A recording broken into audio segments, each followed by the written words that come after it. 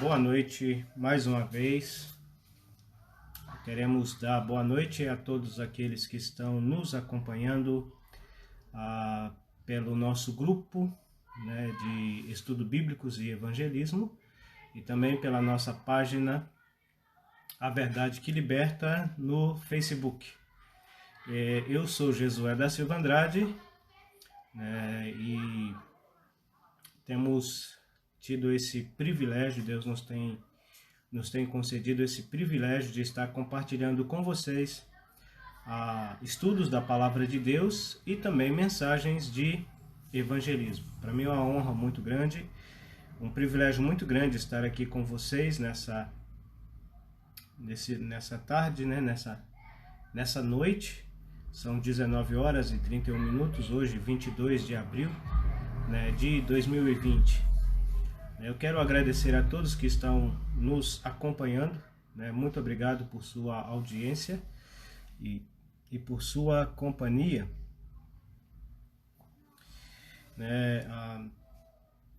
Queremos agradecer a todos.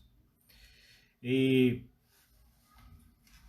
antes de nós começarmos a nossa mensagem, né, vou ter um momento de oração.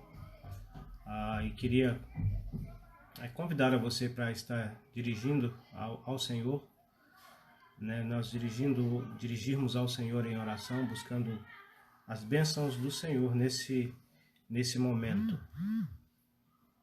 Só um momentinho.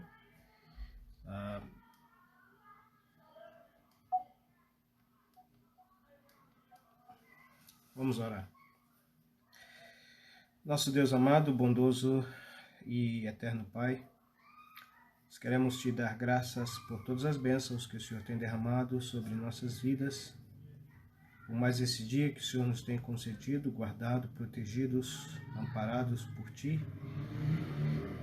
Pela nossa existência, Pai, nós te agradecemos, porque se nós movemos ou existimos, é tudo pela Tua graça, Tua misericórdia, Teu amor com que o Senhor tem manifestado a cada um de nós. Ó Pai, nós mais uma vez estamos aqui diante do Senhor com o propósito de compartilhar da Tua Palavra com os nossos amados irmãos e ouvintes que estão nos acompanhando, né, nessa live.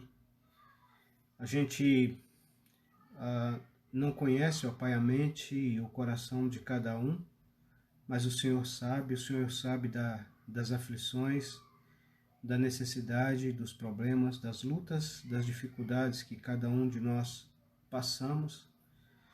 O Senhor sonda a mente e os corações. E Pai, mais uma vez nós queremos rogar as Tuas bênçãos, principalmente em relação à mensagem da Tua Palavra. Reconhecemos que por nós mesmos nada somos e nada podemos fazer. Por isso carecemos da Tua graça, carecemos do Teu Santo Espírito para nos ajudar, para nos orientar, para dirigir-nos. E à medida que nós lemos e expressamos os nossos pensamentos em relação àquilo que a Tua Palavra fala conosco, que o Teu Santo Espírito possa usar a Tua Palavra para falar a cada coração nessa noite.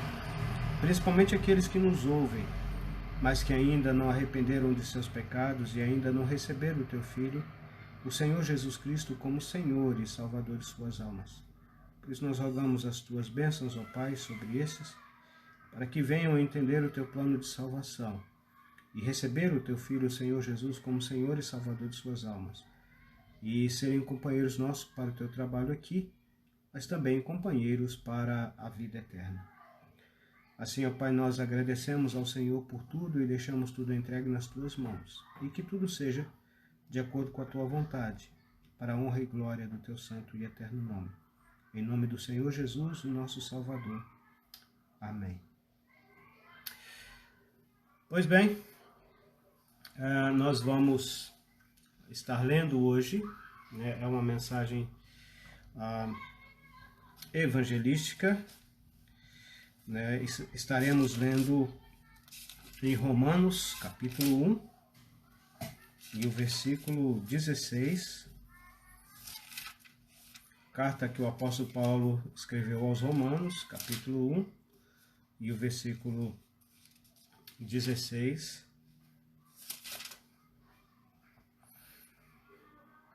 Nós lemos assim na palavra de Deus: porque não me envergonho do evangelho de Cristo, pois é o poder de Deus para a salvação de todo aquele que crê, primeiro do judeu e também do grego.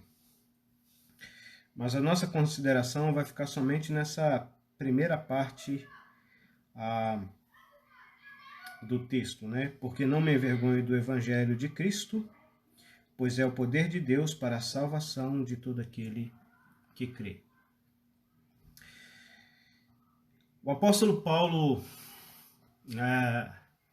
nesse texto que nós temos acabado de ler, da palavra de Deus, né, o Senhor tem colocado em meu coração para compartilhar com os amados irmãos e ouvintes da palavra de Deus, aqueles que sempre têm nos acompanhado as nossas lives, né,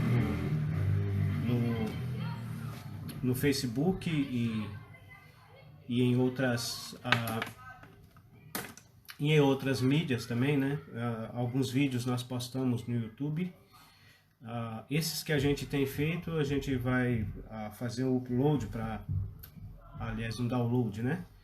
Para o nosso computador e depois postá-los no YouTube também, né? Para ficar um pouco mais fácil, né? Para as pessoas verem quando elas desejarem. Mas o Senhor tem colocado esse texto no meu coração para compartilhar com vocês hoje. E temos visto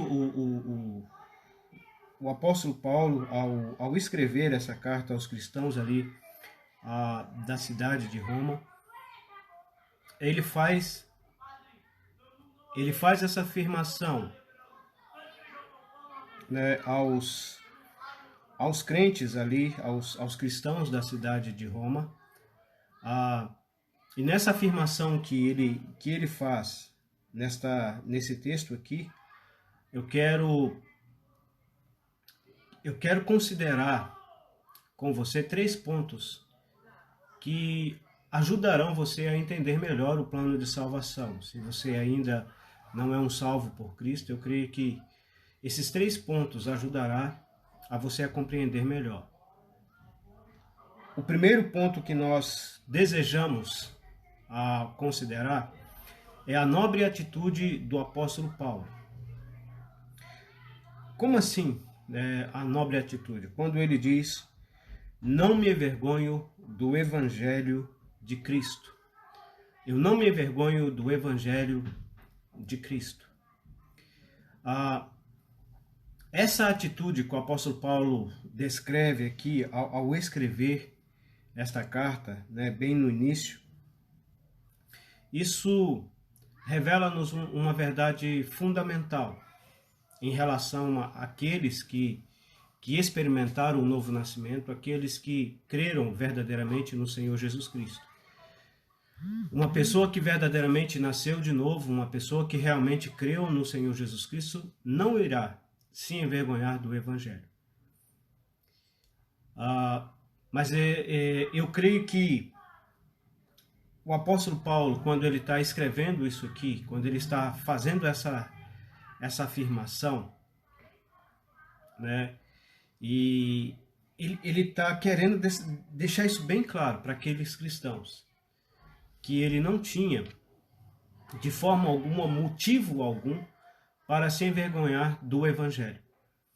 E a palavra envergonhar é o mesmo que ter vergonha, né?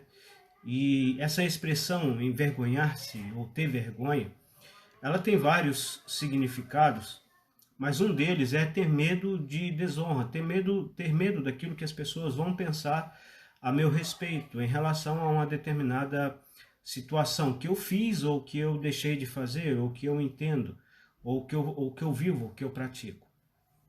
Enfim, a gente poderia citar aqui vários exemplos, mas cada um de nós, com toda certeza, eu não sou diferente de você. E você não é diferente de mim. Eu e você somos seres humanos. Temos pensamentos diferentes, temos culturas diferentes, temos educações diferentes, mas somos seres humanos, falhos e fracos. E em nossa experiência de vida, seja alguém mais jovem, alguém na mesma idade que eu, ou alguém mais velho, provavelmente tem alguma coisa, ou algum fato, ou alguma situação que ele tem vergonha. Que ele sequer tem coragem de mencionar porque ele tem vergonha daquilo. Ele tem medo daquilo que as pessoas vão pensar a respeito dele, a gente tem medo ao ficarem sabendo que a gente cometeu ou deixou de fazer algo que geralmente a maioria das pessoas reprova. É só um exemplo, né? Qual pessoa que é um excelente aluno sempre tira nota 10, mas em algum momento da sua vida teve que colar para passar na prova, mas como ele tem um bom histórico, ele esconde da maioria das pessoas que ele nunca colou, mas realmente ele já colou em alguma vez. É só um exemplo que a gente está citando, né? Então, cada um de nós tem, é só um exemplo, um dos muitos exemplos, tem alguma coisa do que se envergonhar. Mas o apóstolo Paulo, dirigido pelo Espírito Santo aqui, ele está dizendo que ele não tinha vergonha do Evangelho. Não me envergonho do Evangelho. Agora, se tem uma pessoa que poderia se envergonhar do Evangelho, essa pessoa é o apóstolo Paulo. E por que nós dizemos isso? Em Atos, capítulo 9, versículo 1, nós lemos que Paulo e Saulo, melhor dizendo, respirando ainda ameaças e mortes contra os discípulos do Senhor. Respirando ainda ameaças e mortes contra os discípulos do Senhor Jesus. Paulo era alguém que a sua respiração, essa é uma expressão interessante. O que quer dizer isso? Bom, de vez em quando a gente ouve de alguém que respira futebol, ou alguém que respira música, ou alguma outra coisa que a pessoa goste de praticar, ama praticar, esporte, alguma outra coisa. Geralmente é alguém para enfatizar esse fato que essa pessoa gosta muito daquilo, ele fala, ele respira. E Paulo, ele respirava ameaças e mortes contra os cristãos, contra os discípulos do Senhor Jesus. Então, alguém que respirava, era motivação, ele tinha prazer com aquilo, era a motivação da vida dele. Ele almejava fazer de tudo o que tivesse ao seu alcance para destruir os cristãos, para destruir os salvos por Cristo, para destruir os discípulos do Senhor Jesus Cristo. Era um motivo da existência dele. Então, ele respirava. Agora, muitos anos depois, ele está se dirigindo aos cristãos de Roma e está dizendo, olha, eu não me envergonho do Evangelho. Alguém poderia até dizer assim, mas como você não se envergonha do Evangelho se você perseguiu o Evangelho, se você respirava ameaças e mortes aos discípulos do Senhor Jesus? Mas mesmo assim ele fala, olha, eu não me envergonho do Evangelho. Não importa se outrora eu fiz isso, mas hoje não. Eu não tenho motivo para me envergonhar do Evangelho. Apesar do que eu fiz, eu não tenho motivo para me envergonhar do Evangelho. Outra coisa que o mesmo capítulo 9 de Atos nos diz é os muitos males que o apóstolo fez com respeito aos servos de Deus. Atos capítulo 9, versículo 13, e respondeu Ananias, Senhor, de muito ouvi acerca deste homem, quantos males tem feito aos seus santos em Jerusalém, e aqui tem poder dos principais sacerdotes para prender a todos os que invocam o teu nome. O Senhor tinha mandado Ananias ir até Damasco, e impor a mão sobre o apóstolo Paulo e assim restaurá-lo da sua enfermidade temporária que ele teve ali nas suas vistas, né? Ele tinha ficado cego. Mas e Ananias, tendo medo, ele fala: Senhor, de muitas pessoas ouvi acerca desse homem. Muitas pessoas falavam do apóstolo Paulo na sua incredulidade quando ele perseguia a igreja. Quantos males tem feito aos teus santos em Jerusalém? E agora ele havia recebido poder para perseguir, para prender aqueles que invocavam o nome do Senhor. Mais uma vez nós vemos que ele poderia ter vergonha do Evangelho por aquilo que ele fez. Perseguia o povo de Deus do passado, fez muitos males. Talvez alguém poderia até lançar isso em rosto dele, mas mesmo assim, ele não se envergonhava. No capítulo 9, versículo 21, todos os que ouviam estavam atônitos e diziam: não é este o que em Jerusalém perseguiu os que invocam este nome, e por isso veio aqui para levar presos os principais dos sacerdotes?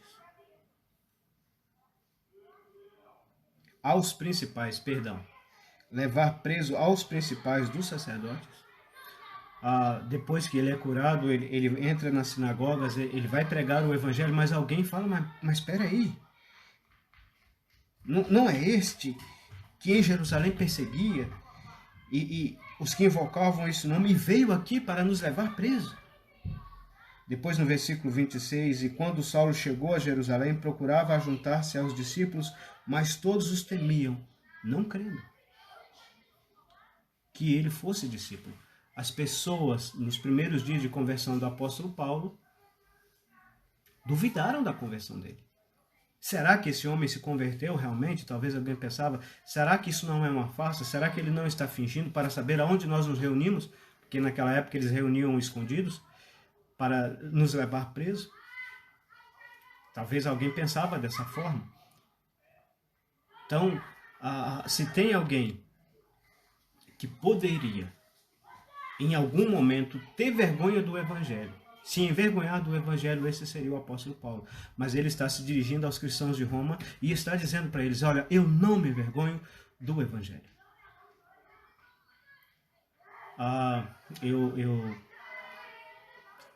Estamos falando de vergonha, e para vergonha minha eu digo isso. Meus pais eram cristãos, frequentavam as reuniões da igreja ali em Jaguaraí, e às vezes as pessoas perguntavam: olha, você é crente?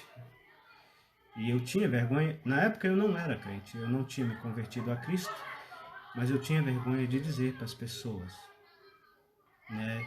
E quando as pessoas falavam que meus pais eram crentes, eu desviava do assunto, porque eu tinha vergonha. Infelizmente tinha, e é o caso de muitas pessoas, né? Tem vergonha, mas é porque não conhecem o Evangelho. Porque quando conhecerem verdadeiramente o Evangelho, e esse é o nosso desejo, apresentar a você o Evangelho, ela não vai ter motivo nenhum para vergonhar, independente do que ela fez ou do que ela deixou de fazer no passado. Hoje eu posso dizer como o apóstolo Paulo: olha, eu não me envergonho do Evangelho, apesar das inúmeras coisas terríveis que eu fiz no passado, antes da minha conversão. Incluindo de ter vergonha de ter pais crentes. Infelizmente eu tinha vergonha de ter pais crentes, pais salvos, pais que serviam ao Senhor. Eu tinha vergonha.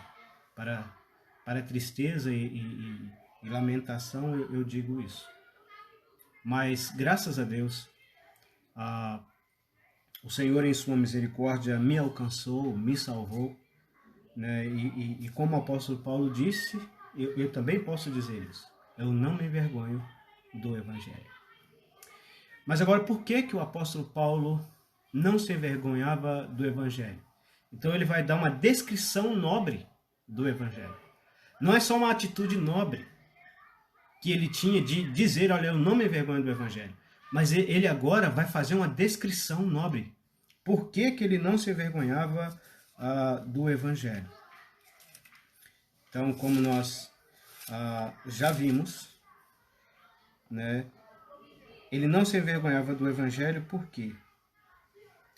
Porque o Evangelho é o poder de Deus.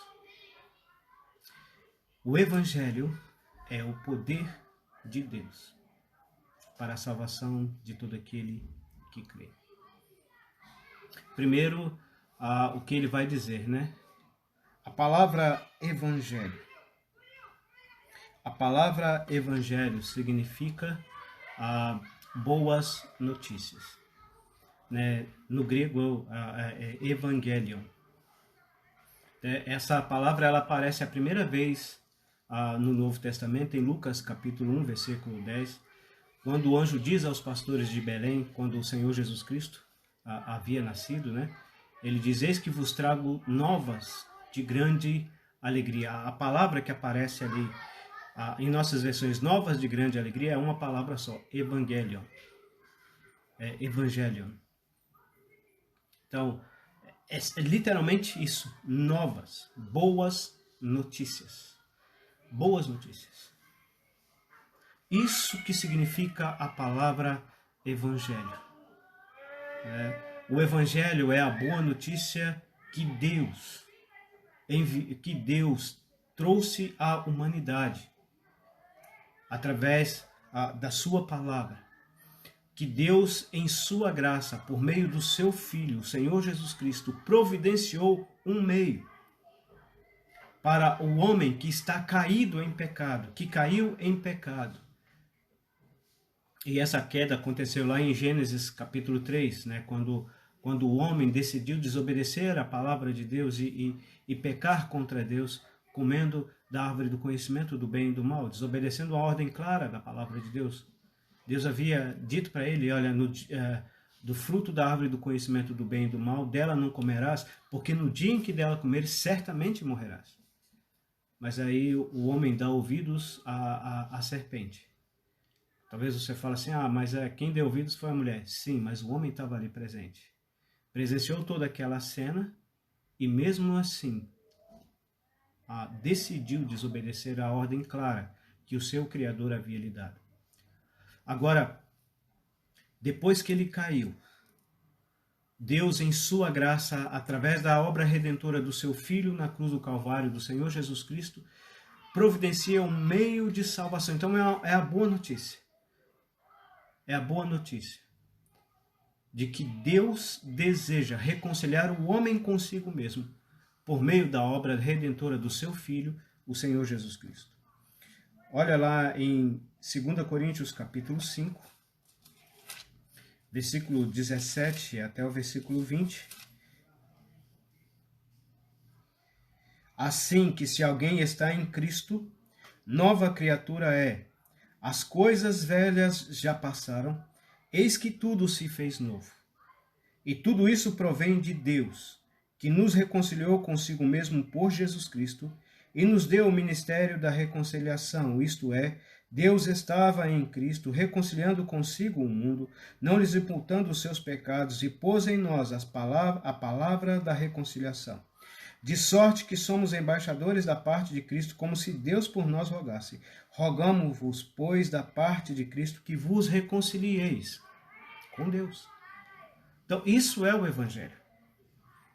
Isso é o Evangelho. O Evangelho é a boa notícia de que Deus, através da obra redentora do seu Filho, o Senhor Jesus Cristo, que é chamado aqui de a palavra da reconciliação, deseja que o ser humano caído, o pecador caído, perdido, morto em seus delitos e pecados, volte, se reconcilie com ele novamente, por meio da obra redentora do seu único Filho, o Senhor Jesus, na cruz do Calvário. O Evangelho ele não é uma filosofia ou uma ideologia. O Evangelho não é isso. Paulo não está dizendo que o Evangelho é uma ideologia, o Evangelho é uma filosofia, o Evangelho é um conjunto de regras, de costumes, de tradições, de doutrinas. Não, o Evangelho é o poder de Deus. O Evangelho ele não é uma religião, né? E muita gente confunde isso. A palavra religião vem de religare, né?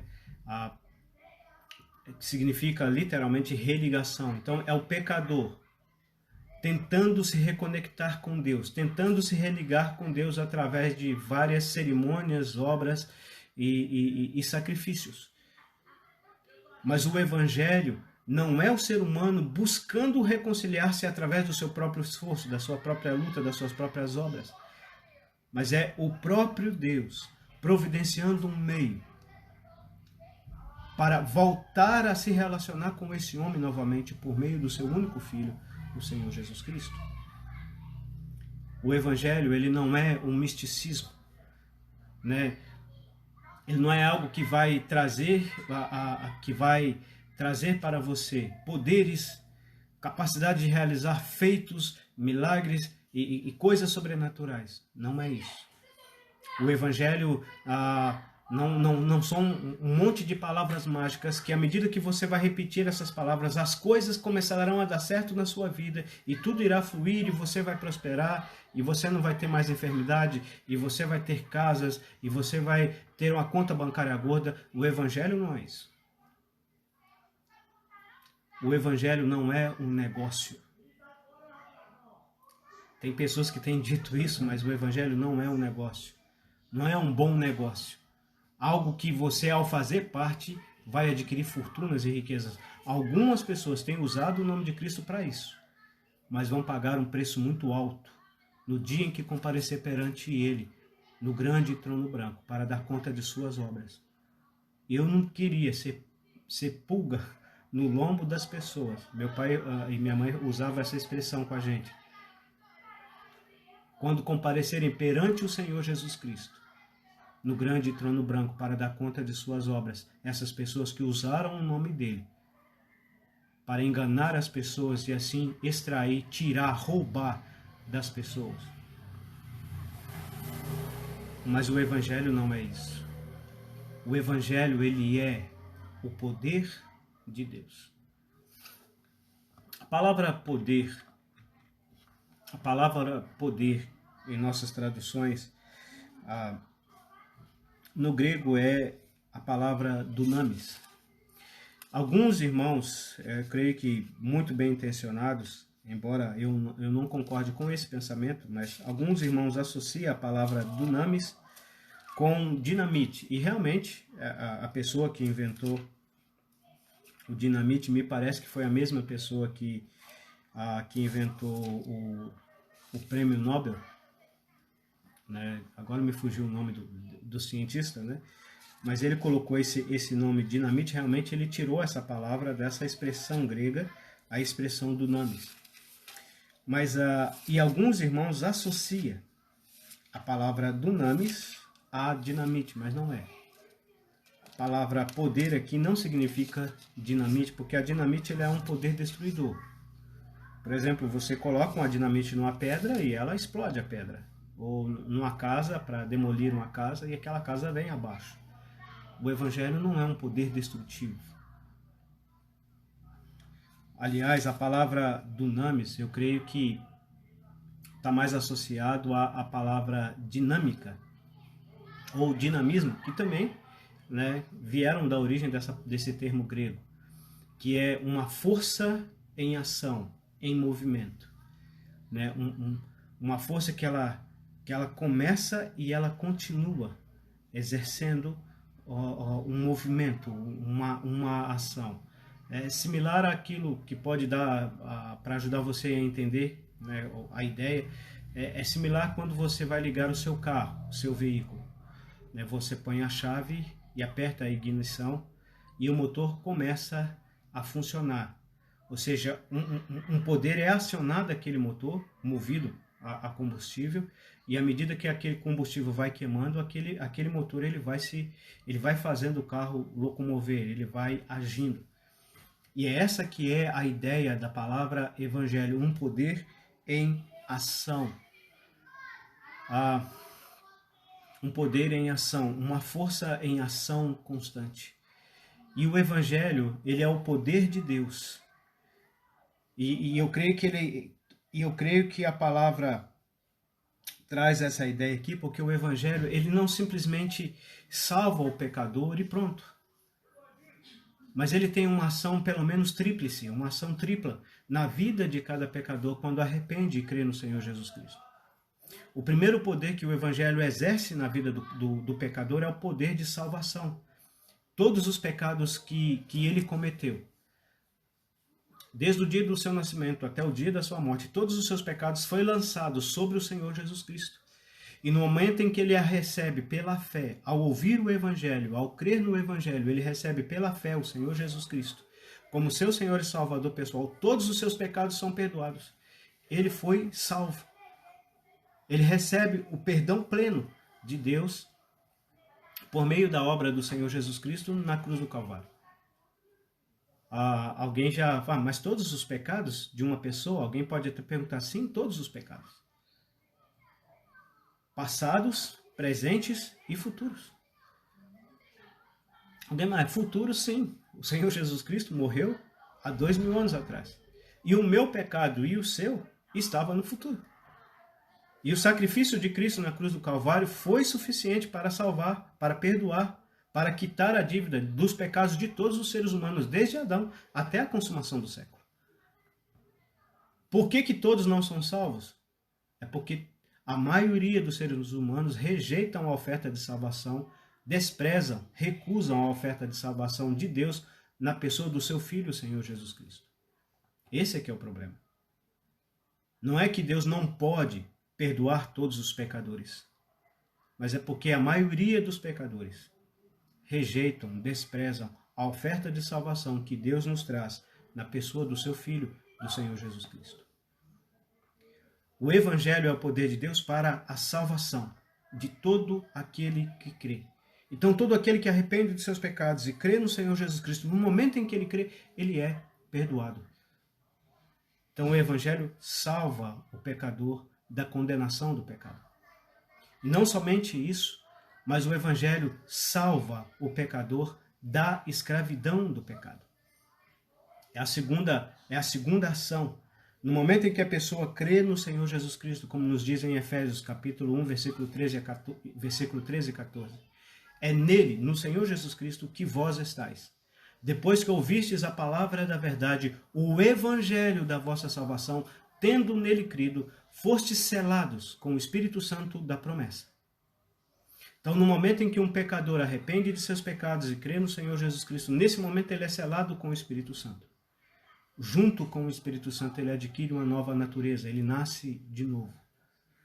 E o Espírito Santo, através da palavra de Deus, da Bíblia Sagrada, vai moldando, transformando a vida desse pecador, libertando-o das práticas pecaminosas que ele vivia outrora. Moldando ele, transformando ele, fazendo com que o caráter de Cristo seja desenvolvido nessa nova criatura, como nós lemos lá em 1 Coríntios. Aqueles que estão em Cristo Jesus, nova criatura é.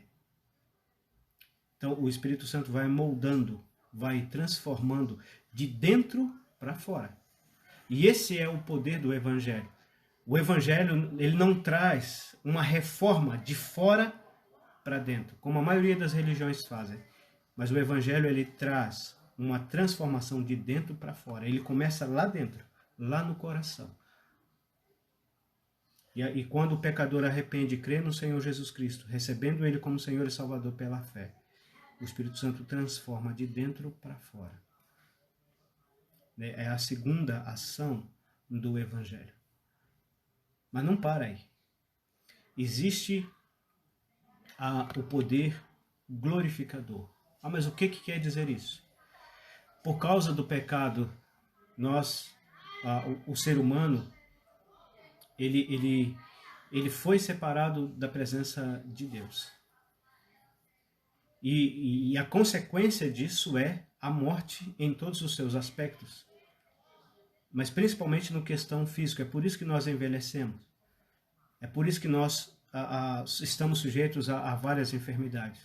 Nós estamos na pandemia do coronavírus, e muitas pessoas ficam com medo. Mas o coronavírus só traz uma realidade que eu e você estamos sujeitos a elas, como dizem em Hebreus capítulo 9 e versículo 27.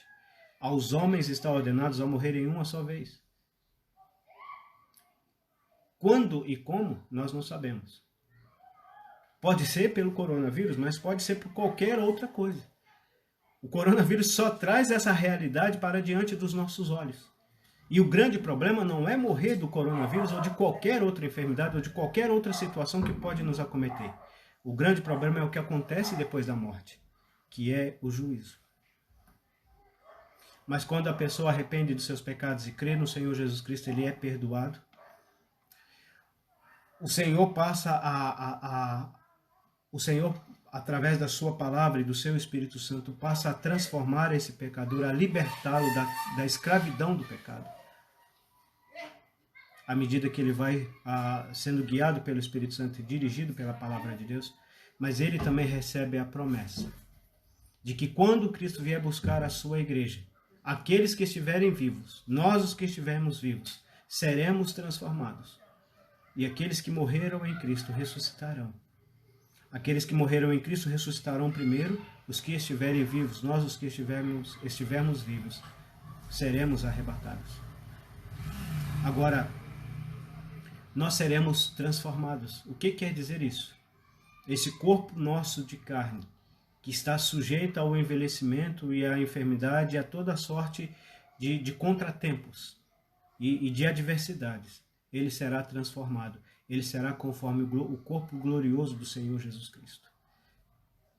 Já parou para pensar nisso? Por isso que a palavra de Deus diz que ali não haverá nem morte, nem dor, nem sofrimento, nem angústia.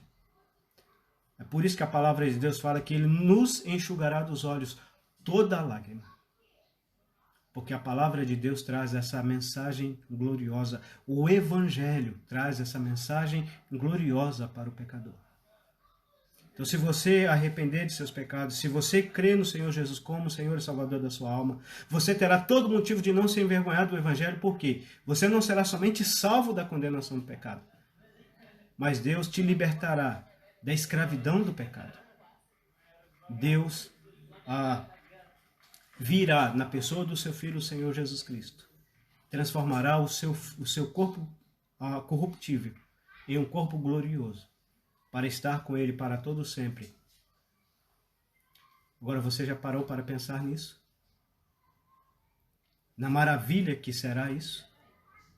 E se você ainda não arrependeu dos seus pecados e não creu no Senhor Jesus Cristo, você já parou para pensar no destino que está reservado para a sua alma?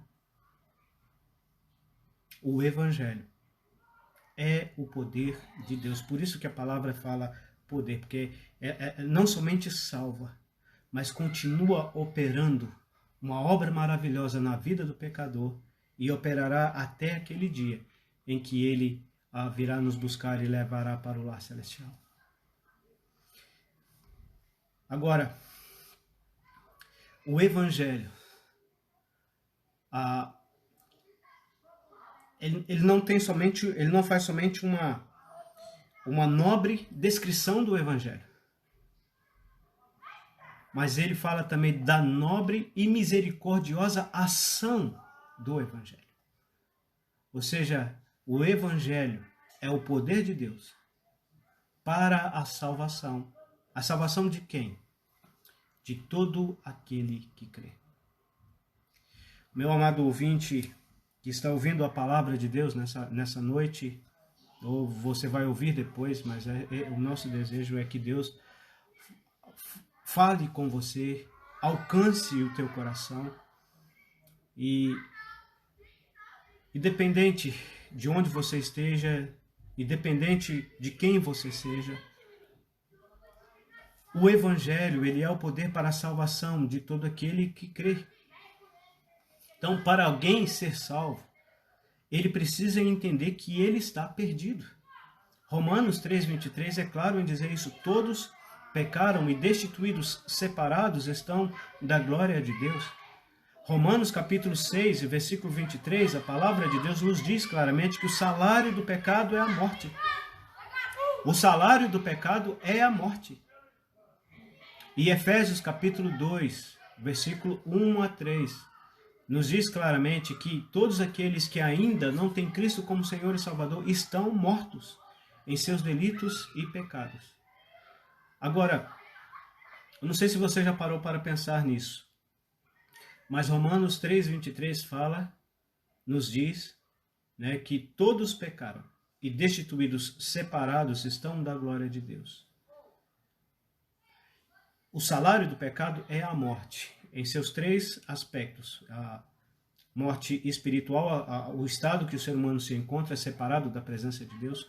Morte física, que eu e você e todos os seres humanos estão sujeitos a ela, né? Aos homens está ordenado a morrer em uma só vez, como nos diz lá, e ali a morte é no sentido físico.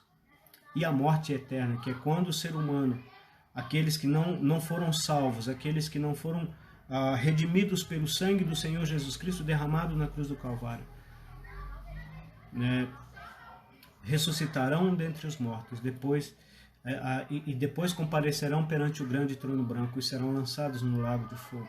E esse lançar no lago de fogo é chamado ali, é a segunda morte, né? É o terceiro, é o terceiro aspecto. Alguém já falou, né? Mas por que é o terceiro aspecto se a Bíblia fala só de duas mortes? A primeira morte é a morte física, a segunda morte é a morte eterna, ser lançado.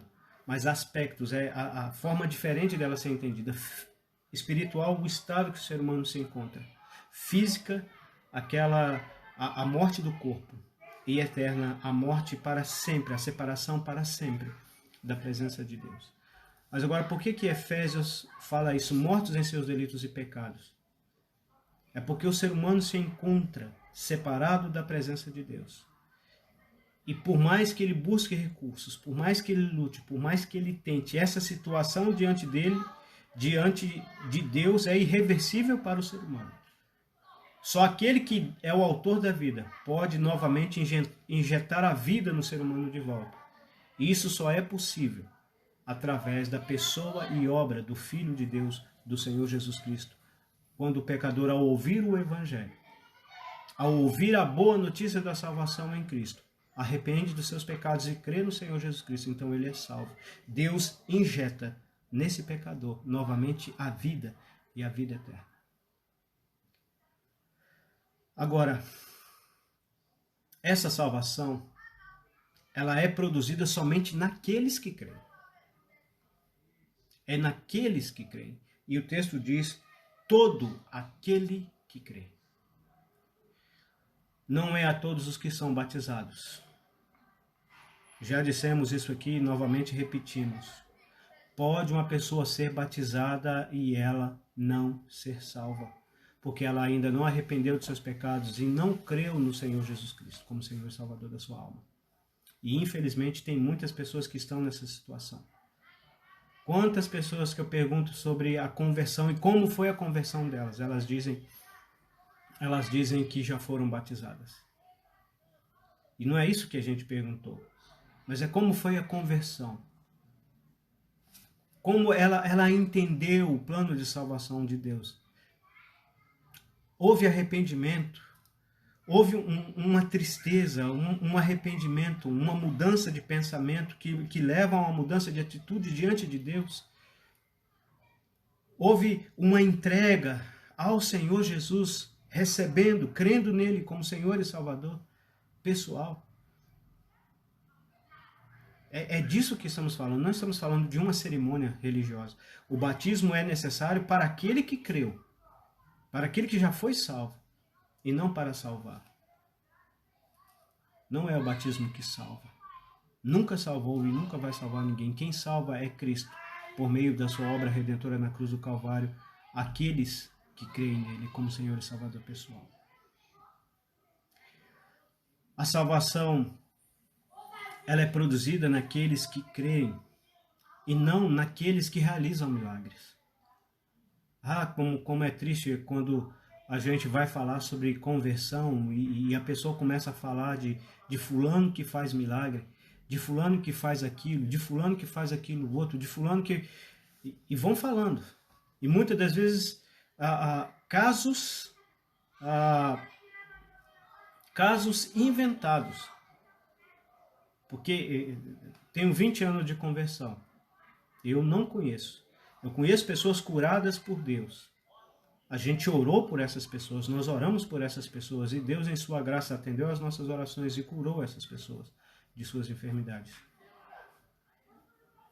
Mas eu não vi, por exemplo, uma pessoa de cadeira de roda entrando, uma pessoa que eu conheço de cadeira de roda, ou uma pessoa que é cego mesmo, literal, sendo realmente curado por essas pessoas. São falácias.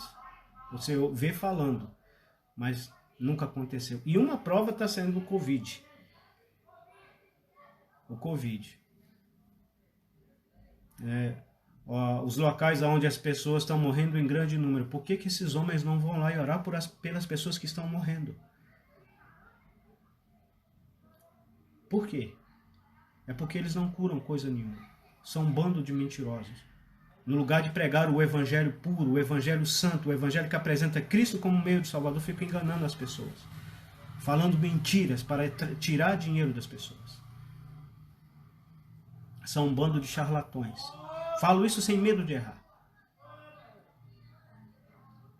Mas o evangelho não é para a salvação daqueles que realizam milagres. Aliás, o maior milagre que pode acontecer com o ser humano é ele ter o perdão dos seus pecados. É ele arrepender e crer no Senhor Jesus Cristo como Senhor e Salvador. Ele nascer de novo. Esse é o maior milagre que acontece com o ser humano. O que adianta uma pessoa, por exemplo, é só um exemplo que eu estou citando, ele ser curado de um câncer. Viver 80, 90, 100 anos. Mas morrer, porque ele vai morrer uma hora, e enfrentar uma eternidade de perdição, longe da presença de Deus, e sofrimentos indescritíveis no lago de fogo. Não adianta nada. A pessoa precisa entender que ele é um pecador.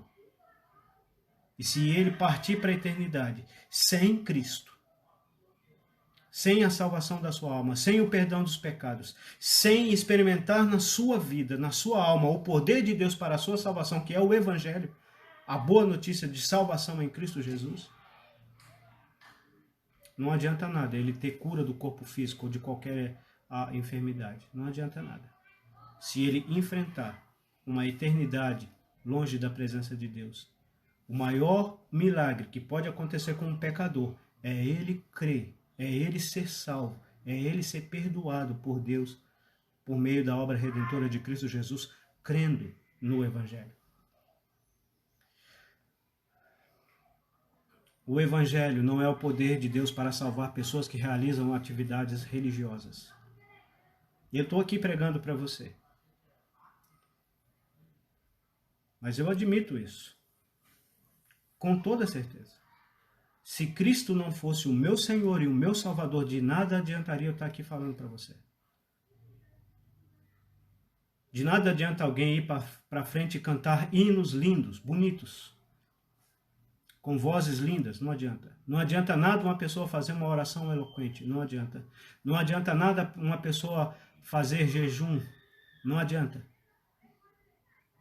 Se ele não entender que ele é um pecador e que ele está perdido e que somente através de Cristo ele pode ser salvo, e se ele não crê no Evangelho, no plano de salvação em Cristo Jesus, providenciado por Deus, não adiantará nada. Ele irá para a perdição eterna, mesmo reunindo na igreja mais fervorosa. Na igreja, entre aspas, né? A gente tem estudado sobre a igreja. No grupo religioso mais fervoroso, mais dedicado, mais zeloso. Não adiantará nada. Se ele não tiver Cristo como Senhor e Salvador da sua alma. O Evangelho, ele apresenta uma oportunidade que é universal. É a todos. É a todo aquele que crê. Não importa se é branco, se é negro, se é homem, se é mulher, se é adulto ou jovem, se é velho ou jovem, se é adulto ou criança. Não importa se é rico ou pobre, se é intelectual ou analfabeto, não importa. Todos pecaram e carecem da glória de Deus. Todos pecaram e necessitam reconhecer os seus pecados, arrependidos, crerem no Senhor Jesus como Senhor e Salvador da sua alma. E só um detalhe aqui, crer não é no sentido de acreditar. O mundo, a história mundial, ela é dividida em antes de Cristo e depois de Cristo. O mundo acredita no Senhor Jesus Cristo. No sentido de acreditar, sabe que um dia um homem chamado Jesus Cristo pisou sobre essa terra e morreu numa cruz do Calvário. Mas não adianta nada. Não adianta nada eu acreditar que um avião sai daqui e vai para Nova York, ou para o Japão, ou para qualquer outro lugar do mundo, se eu não entrar nesse avião. Não adianta nada.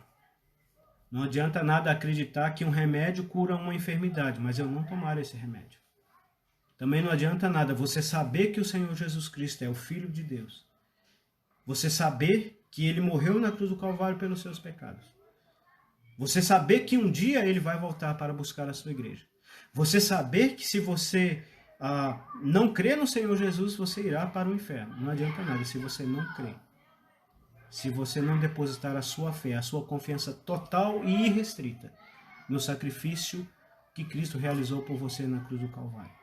Você precisa entender isso e entregar e descansar totalmente e exclusivamente na obra que ele realizou ali na cruz do Calvário.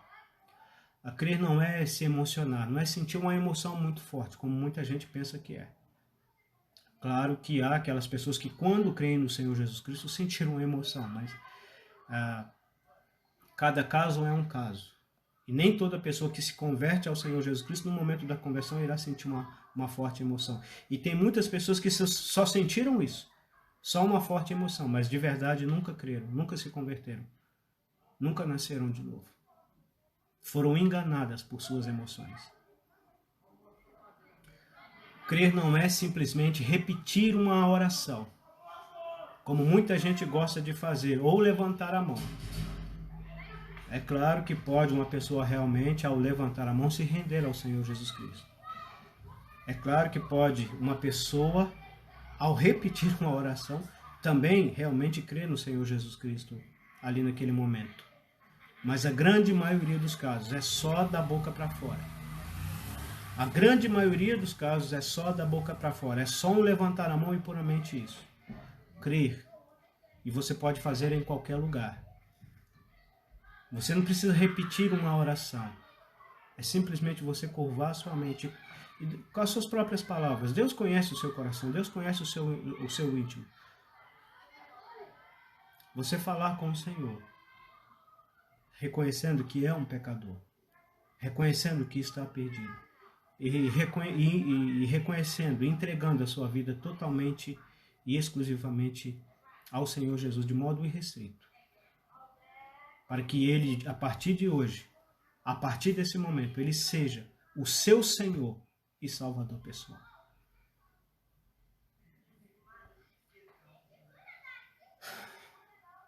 Você já creu no Evangelho? Você já arrependeu de seus pecados, reconhecendo que está terrivelmente perdido e que somente através da obra perfeita e eterna que Cristo realizou por você na cruz do Calvário, você pode ser salvo? Você já entregou a sua vida a Ele, de todo o seu coração? Ou você se envergonha do Evangelho? Ou você tem vergonha do Evangelho? Mas lembre-se que o Senhor Jesus Cristo não teve vergonha de vir a esse mundo, de nascer como uma humilde criança,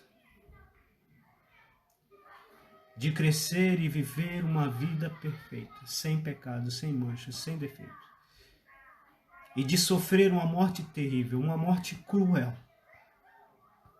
no meu lugar e no seu lugar. O Senhor Jesus Cristo não teve vergonha de ali naquela cruz ter as suas mãos, os seus pés transpassado. Não teve a vergonha de carregar aquela dolorosa e pesada cruz. Não teve vergonha de ter a sua cabeça coroada com espinhos. Não teve vergonha de ser humilhado, de ser zombado, de ser cuspido, de ser ultrajado por causa dos meus pecados e dos seus pecados. O Senhor Jesus Cristo não teve vergonha de pagar o alto preço da minha redenção e da sua redenção.